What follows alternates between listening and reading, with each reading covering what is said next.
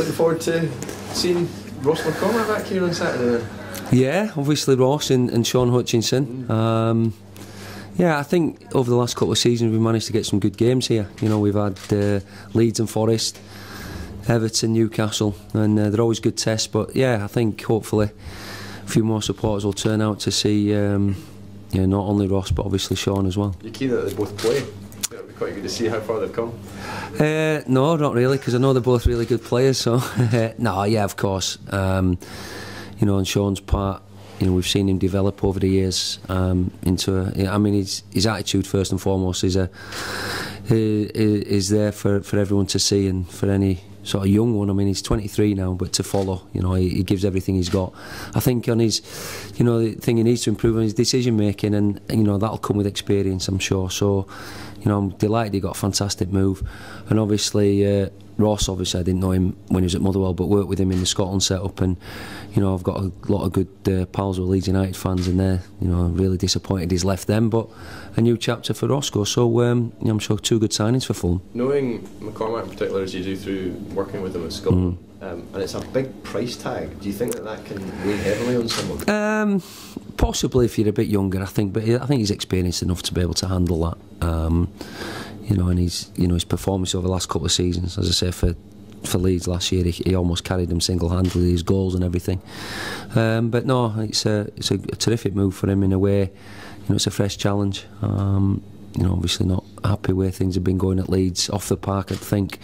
But I know, as I say, I've got a lot of supporters of Leeds down there, and they're, you know, really disappointed he's moved on because he's been such a star player for them.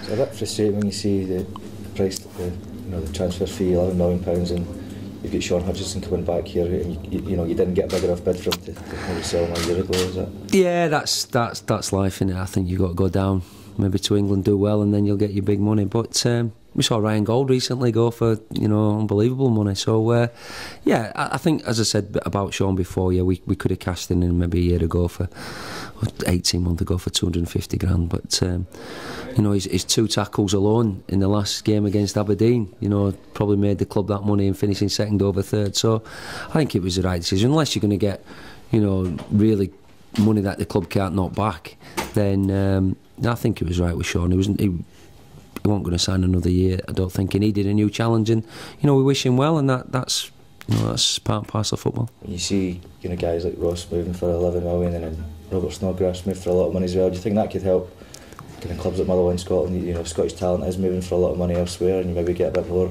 bigger bids in the future. Yeah, listen, it's like anything. You've got to start. We've not got to start. We've got to produce the talent there in the first place. You know, Dundee United have shown over the last few years with Good Willie, Russell, likes of Swanson and Conway, although they didn't cash in on them too. But you know, Aberdeen have had young lads move on, and a lot of clubs have had as well. I think Kilmarnock have had one or two. So you know, I think it's our job from a Motherwell, with the Motherwell hat on, is to produce the young ones. You know, we've got some good young ones in the system at lower ages, at 13s, 14s, 15s.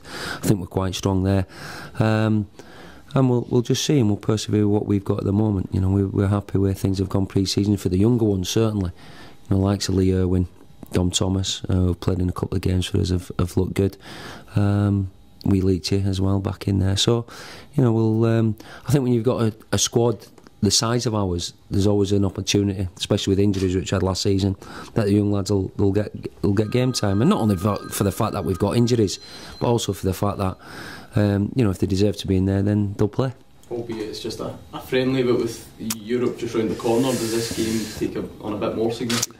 Well, it does, yeah. I'm going to say I'll be going down there tonight to watch the second leg. It certainly looks like, you know, the Icelandic team will be going through, and having watched the last two games, I watched them beat Bangor 4-0 on the DVD there, and it could have been 5 or 6. They look really strong. And then I watched them in a league game the other day, and again, I think they're halfway through the season now and fit, strong, some good players, no doubt about that. So yeah, Fulham will give us a good test, and you know, it'll be probably, you know, we've had 3 bounce games, and then Fulham will just, you know, hopefully a lot of the boys will get a full 90 minutes there, because they've not had that yet. How satisfied are you with the way the squad's shaping up with the European game coming up? Yeah, I don't think we'll get anybody in prior to the European game. You know, obviously we've got David Clarkson who will make a decision on, you know, in the near future. and depending on injuries, I think we obviously we need to try to replace Hutchie at centre half, and we've lost 2 strikers in obviously Faddy and Ania, and with Craig Moore going to be out to Christmas, I think it's certainly an area we need to strengthen, but we won't be able to do that before European time. Would David Clarkson be involved tomorrow, Saturday? We'll see. We'll have a little chat in the next 24 hours and possibility. How beneficial do you think having these extra 2 weeks, having not had to play in the first qualifying round? It was mentally, I think, straight after the last game of the season. There's no doubt about that. Having said that, you look at St Johnstone last year coming back early, and they played the last game of the season and played in great style, so it didn't affect them.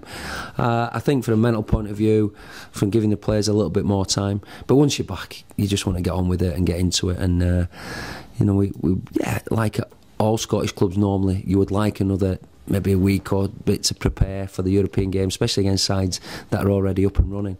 But we haven't got that, and we'll just have to hit the ground running, if you like, and we'll be ready for it once it comes along. And with your Scotland hat on, how disappointed are you to hear about Scotland? Yeah, really disappointed. When you think at first it's hamstring, you think, oh well, without being selfish, you think, well, you'll miss a few Celtic games, but it should be right for the Germany game. But when you realise the extent of it, it sounds as bad as hamstring one can be. So, if he's going to miss a Germany game, which looks likely, and then maybe the next home games, it'll be a big blow for us, because he's been a real key part in in the progression under Gordon. Germany look pretty easy anyway, don't they?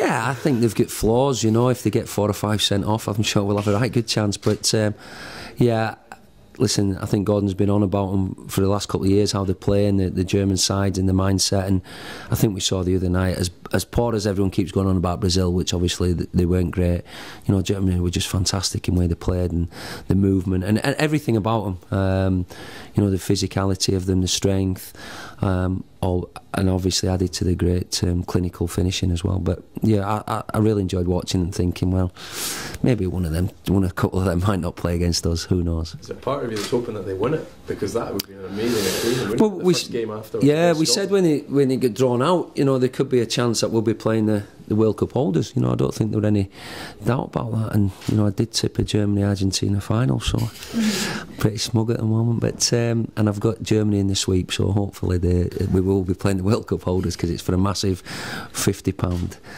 personal bet, may I add, at home in the sweep.